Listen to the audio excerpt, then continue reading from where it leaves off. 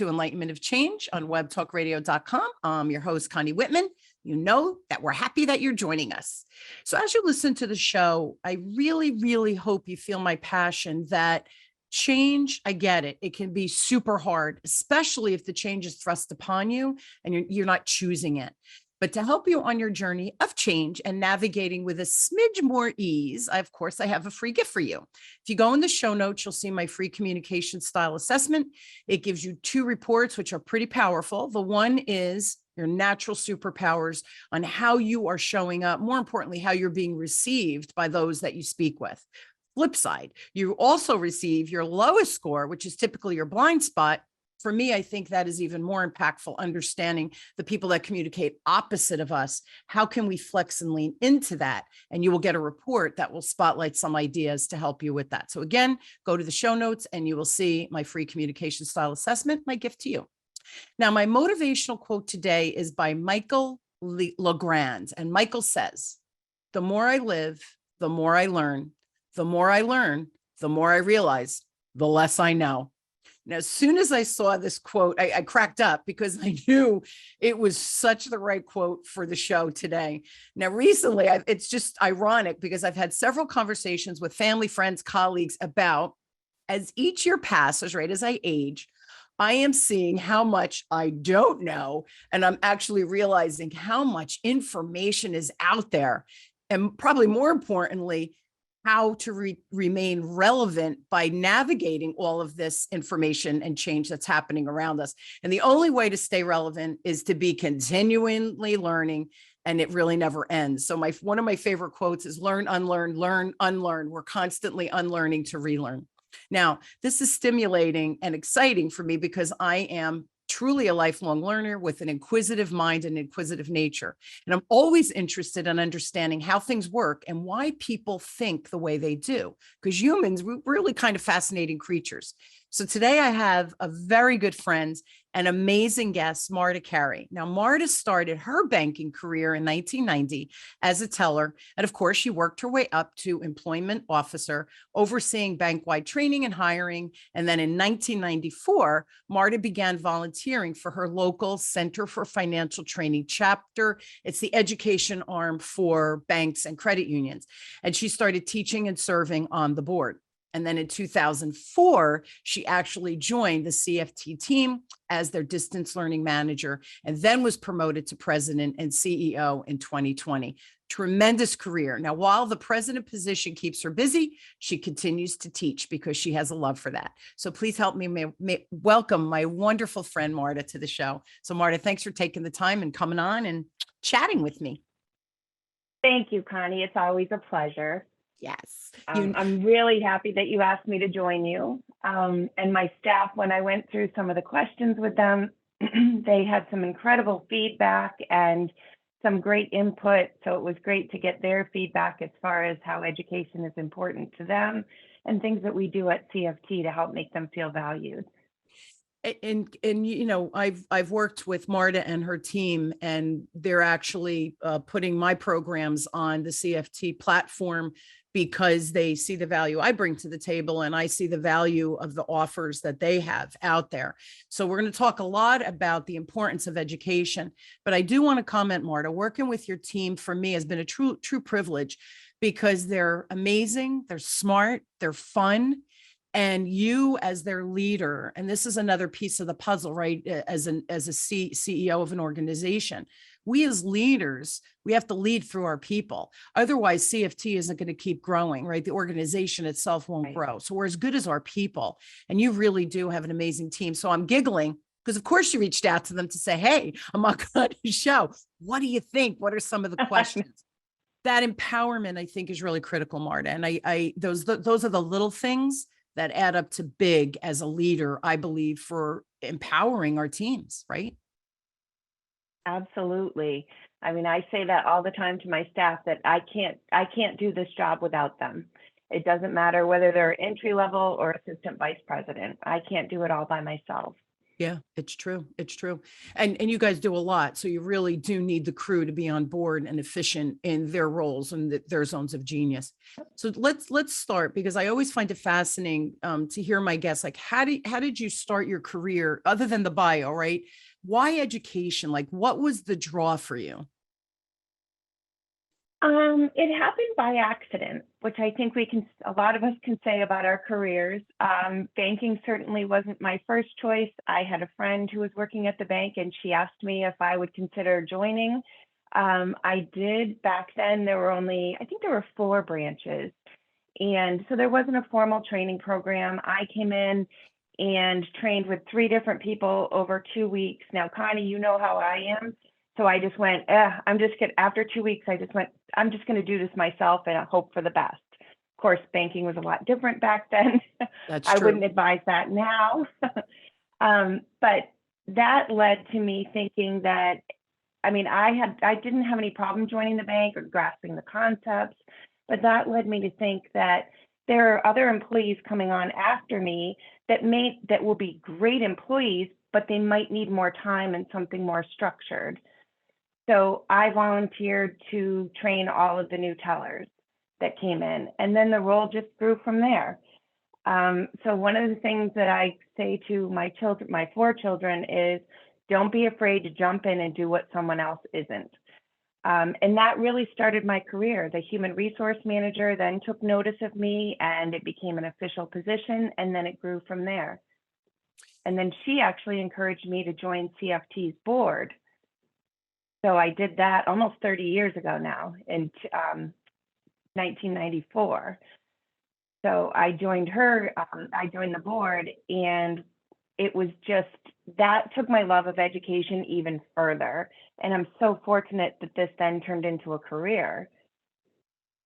Remarkable. Here's the thing, just a couple of things I want to unpack a little bit of what you just said. It's almost by accident, right? Because there was a missing piece. You saw it with clarity. You loved teaching, right? It was an innate skill for you, but I think sometimes we don't realize it until later. Now you look back and you think, oh yeah, it was kind of intuitive for me and it made sense and I enjoyed it. So why not do it? It wasn't like it was work, like they want me to do that now. No one asked you to do it. It was just this passion that you had kind of bubbling up inside. And I think that most of us that have found our way or our career and where we are now, looking back, like all those pieces of the puzzle had to happen for you to realize that you had the capacity to teach someone and you liked it. Like what a great combination. And Right. I think that's such a good lesson that your 4 kids, saying to them, don't be afraid to jump in and do something if you see a missing piece. And here's the other thing. And I know I say this to my kids, like you say to yours. Don't look to say, I want to get paid for that. Look to say, I'm growing my resume. I'm growing my skill.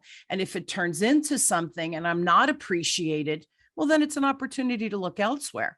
But it's also an opportunity that the organization you're in, like in your experience, say, oh, this is wonderful. Can you do it all the time now? And create these positions. Right. We create our own luck. We don't realize it.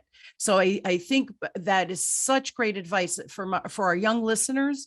If you see a gap where you are and you think, oh, I could do that, do it and enjoy it. And again, you're seen then as thinking outside the box and not just doing what you're told. You're seen as a leader. And then, more comes to you, more opportunities come to you. So we do create our own luck. And that's what I heard you say through your career, which is just, then they asked you to be on the Center for Financial Training board, right? That didn't happen by accident. And then now you're the CEO of the organization. Doesn't happen by accident. So I love that. Great story.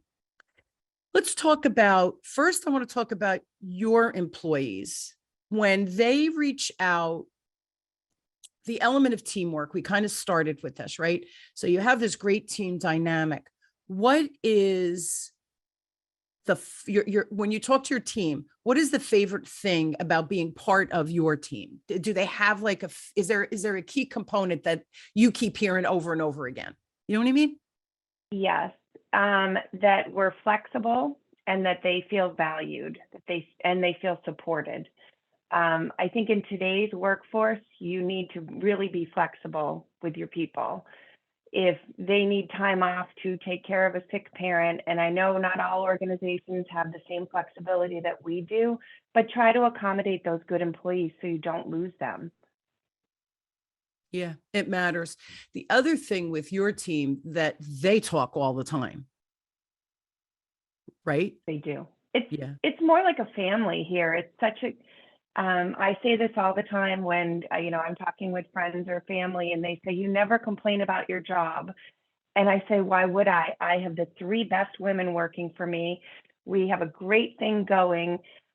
Sure, there's stress. Sometimes we're stressed, as anyone is. But when you have that true teamwork, it helps alleviate the stress off of the one team member that may be feeling that way that day." Yeah. And you have a new employee, Ashley, who's just, she's a rock star right out of the gate, but they're all like so supportive and not threatened. And she's eager to learn and jump in and support.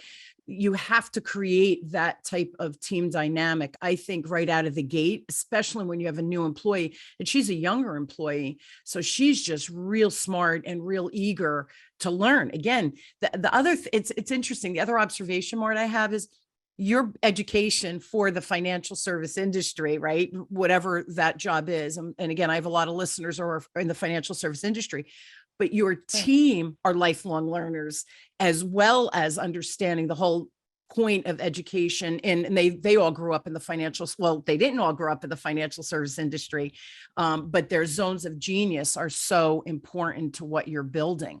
Right. So I think do you think for CFT, for your organization, that them being a lifelong learner it's almost mandatory, or do you think it just happened by accident? Do you know what I mean? A little bit of both. So it is mandatory because we have to keep up with the banking industry as well as other industries. So we're the entire financial services industry. So we even have some accounting firms, even though those aren't financial services, but they are in some respect. We have companies like accounting firms. We have data processing centers that use us, that need to understand more about banking. So we have a wide range of customers. You do. And we'll talk about, I think you have well over 2,000 programs. So talk to me about, number one, the variety of courses, right? And how it's grown to over 2,000 programs. So talk to me about that. And are you growing all the time, right? Are you always adding new things? All the time. I mean, your programs are a great example of that.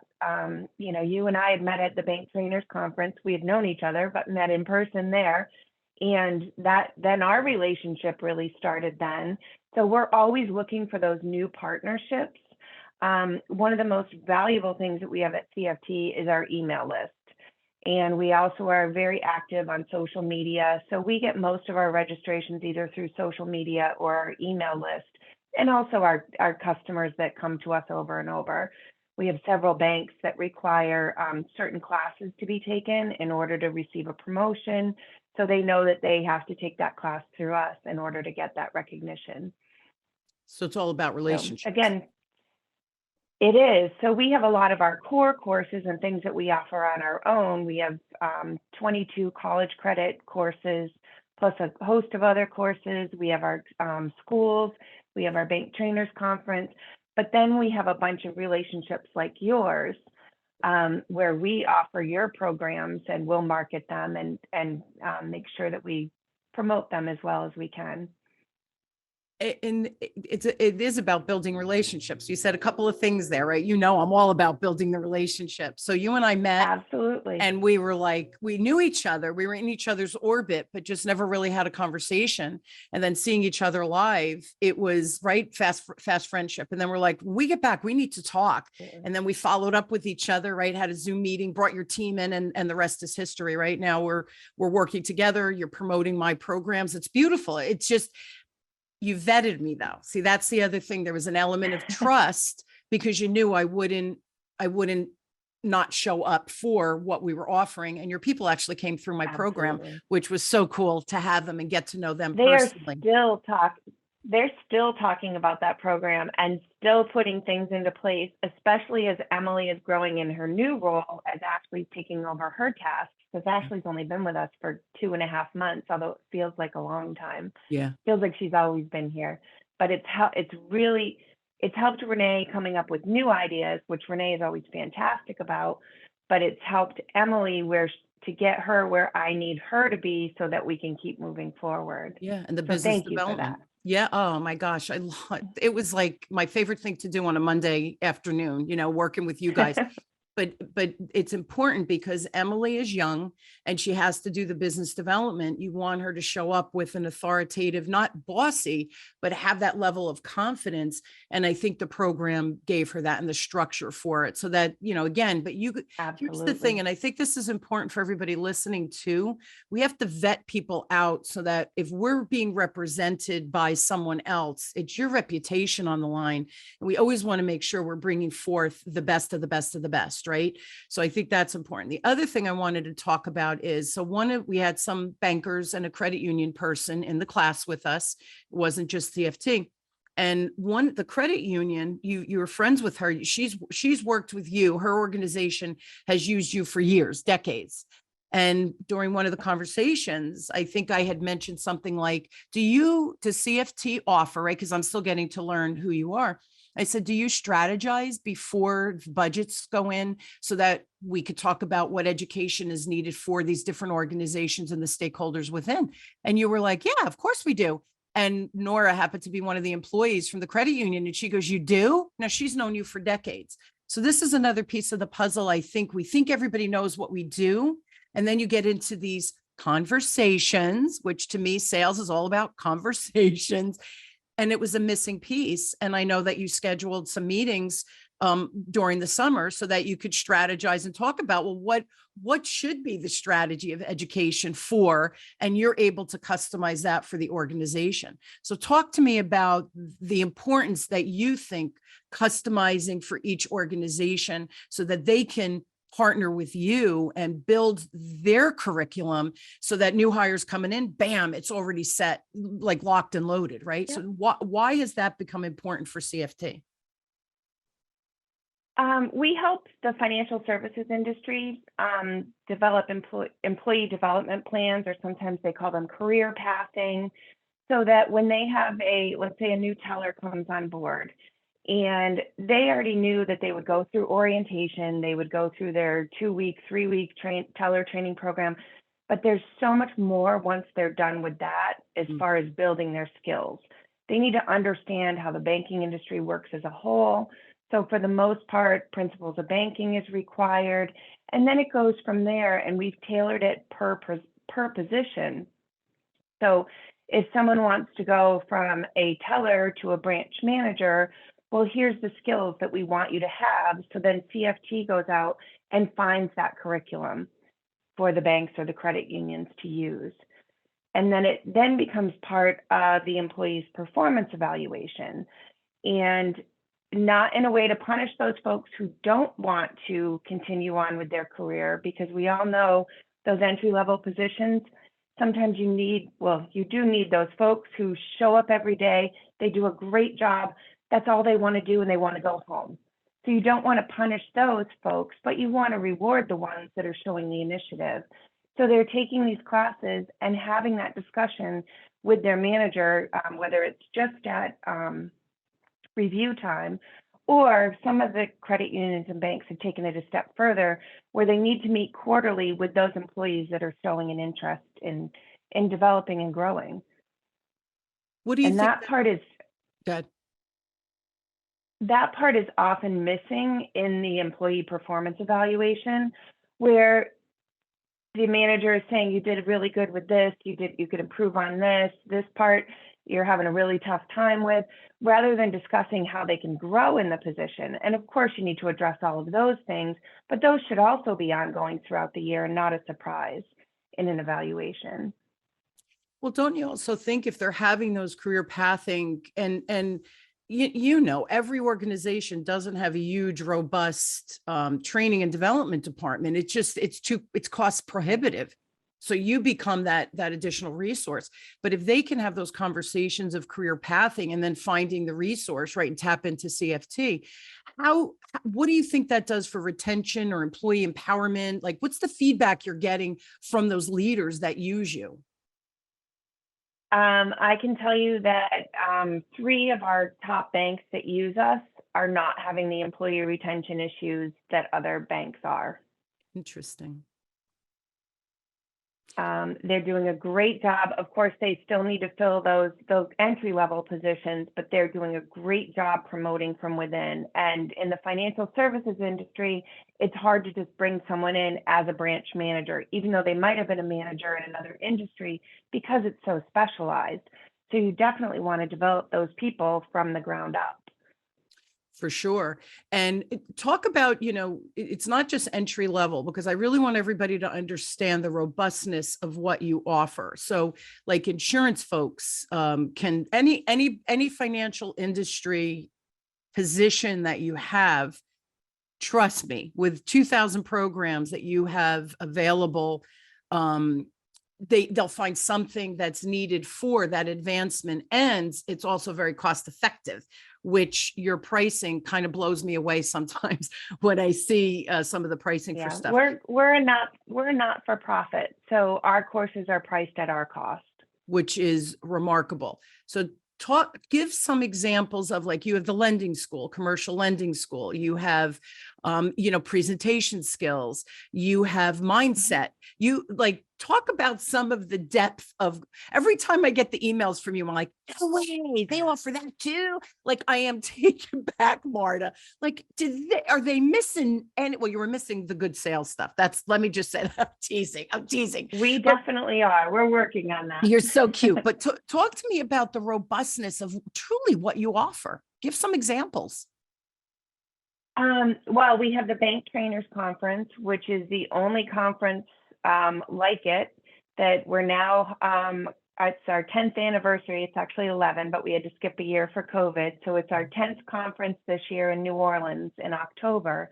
That is it's one of the only, well, it is the only training conference that is specifically for the financial services industry. So banks, credit unions, it's the only one of its kind, and the event has just kept growing and growing.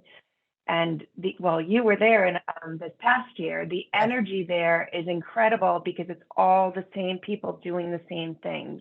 So they have that connection, they share ideas. So we have that. We have a commercial lending school. We have a new fair lending school, and these are all done through webinar. The fair lending school is three 2-hour sessions, so it's 6 hours total. You can take 1, 2, or 3 modules. So there's a bunch of schools like that. Then there's, like I mentioned already, our college credit courses. So they carry credit through the American Council on Education, meaning that someone can take those courses through CFT, and they should be able to transfer them to any college or university. And when you're looking at $760 right now for a 3-credit course, if the banks are looking to maximize their tuition reimbursement budget, if they are, let's say it's $5,000 for the year, someone can take almost 7 courses through us. That's huge. Where at a college or a university, they might get 2.5. Yeah.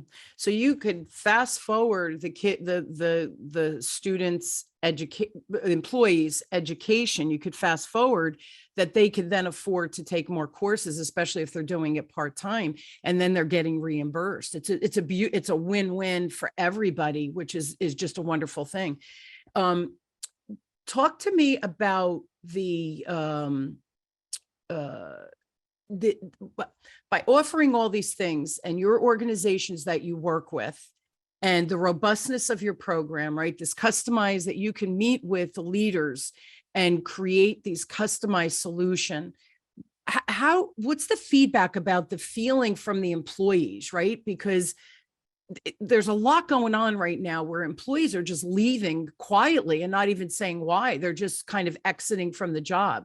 So what's some of the feedback where you've worked really closely with these organizations, create the strategic plan, them implement it, offer more robust continuing ed, or paying, the college credits, right? Where the student can take more. What's the feedback been like from the employees and the organizations as a whole with that kind of platform that you've created? Well, I mean, like I mentioned earlier, our top 3 banks are not seeing the turnover that their peers are. They're investing that money. One of our banks, when COVID hit, and of course, I think this is industry across the nation, training is usually the first to go in your budget. Yeah. This bank decided if everybody's going to stay home, we're going to enroll them in courses. So they did the exact opposite, and their employees came back to work for the most part. So the retention was exponential because they dug in instead of abandoning. It sounds counterintuitive, doesn't it? And it's so funny because budgets are budgets. Look, I get they're real, but I laugh like we're entering a recession and everybody is like, we can't spend money. But at what point is spending money for growth, meaning you could generate revenue from that? It's not a cost. It becomes a revenue stream for the financial institution. And yet we say, no, we can't spend money on that. It's counterintuitive, right? We're shooting ourselves in the foot instead of saying, well, wait a minute, if we spend $10 and can make $1,000, I'll spend $10 every day to earn that grand, right? On the back end. Yeah. So talk about tell everybody how you offer these programs. Because again, it's not always live. It's not always Zoom, it's webinar. So talk about that and why you've created that, these many platforms for folks to jump in where they are, right? It's not about, oh, this is the way we offer it, take it or leave it. You don't do that. You almost create, well, okay, we could do it this way then to help with your organization. So talk about the different ways you deliver the curriculum. So the college credit courses, the students can take either in the online format where they don't have to be online at a specific day or time. We did try that once upon a time. The problem is we have folks in New England, we have folks in California, so you can't really coordinate. 8 o'clock at night probably won't work for someone here, and someone in, on the West Coast would be getting out at 5. So we did try that. Again, it didn't work out so well. So what we do is the students go on, they log in, and they have a week to complete their assignment. So they can do it at any time during that week. So it provides that flexibility, again, that employees are looking for, and so are students. And then there's a self-study format where it's a series of 2 quizzes and 2 exams, and they have, for a 3 credit, they have 4 months to complete it. We have some superstars who will complete a 3 credit course in a week because they'll take vacation and that's all they do. It's great. Yeah. So then we have webinars, we have self-paced online courses, like I said, the schools, the Bank Trainers Conference. And again, we're always looking for new ideas and asking our customers what they want, thanks to your program.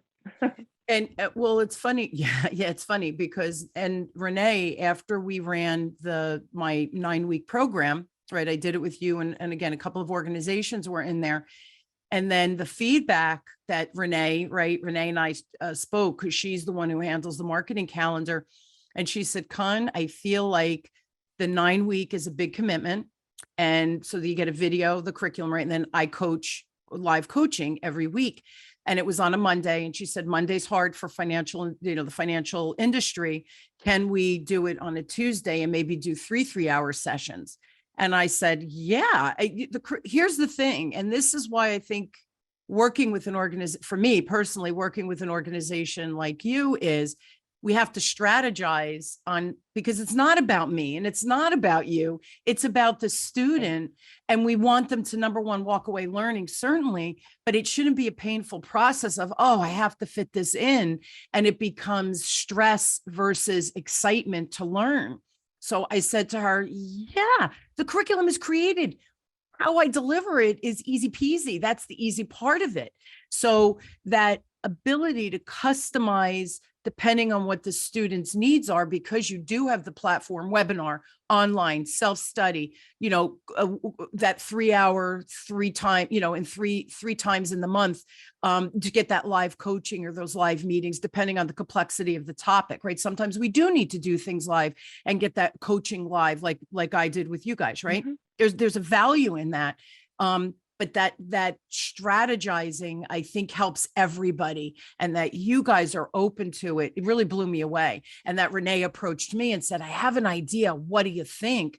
I was moved because she felt the value of my program was so good, and that if we can make it better for the students, she knew I'd be on board. But she really thought about that strategic positioning, which is helpful. So I think listening, and this is you and I think that at the core, our values are, we have to listen to that feedback because we're not perfect.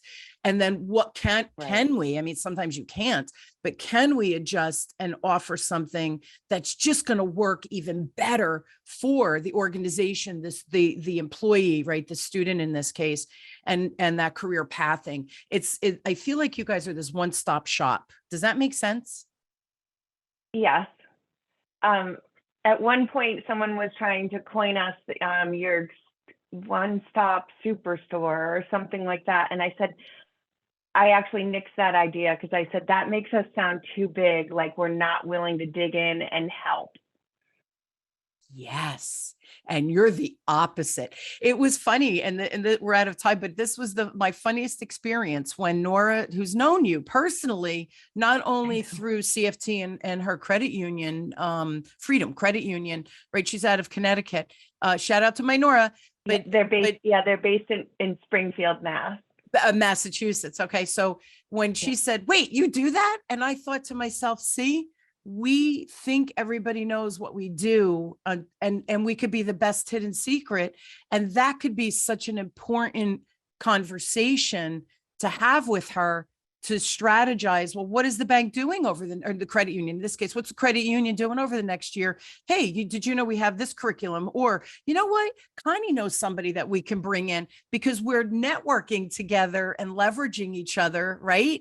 So it's all about communication. It's all about building relationships. I feel like I preach this, through the different shows, but you are living, breathing it within the CFT organization, but more importantly, with your relationships with people within the financial service industry. And what's your list? What do you have, 30,000 or something on the list? Like, you have a pretty big email list.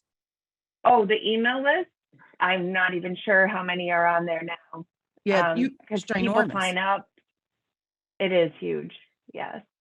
And again, so, that's one of our most valuable resources. Because you could get feedback. And right, we talked about setting up maybe some strategic conversations quarterly, where we can ask people who have been through the curriculum and people who see the value, or people that maybe did a one and done and didn't come back, to bring them in so that we can strategize. What did we miss? How can we make it better? What did you like? Can we amp that up? Because, we have to self-assess, and we need feedback, because if something's working, we want to duplicate that. If something's not working, why? And can we change it? Do we have the power to change it and make it better? Right? It's all about providing resources and helping, coming from this place of service. And I know you agree with that kind of mantra, right? Again, our values are perfectly aligned. Your team, CFT, and my changing the sales game. I think multi-dimensionally, we're strategically connected from a values perspective. I think we think the same philosophically in what we deliver to our clients. So I think that's important. Everyone, especially the folks listening that are in the financial service industry in some capacity, please check out CFT. I'll put it in the show notes, but it's cftnow.org. And if you have a question specific for Marta, maybe where you want to strategize, you have an employee that you think, oh, I don't want to lose this employee. How can I give back to them? And make them grow in their career, right? And kind of mentor and lead them, reach out to Marta directly. And it's Marta at cfteducation.org. She's brilliant. She's been around, and I don't mean that in a bad way.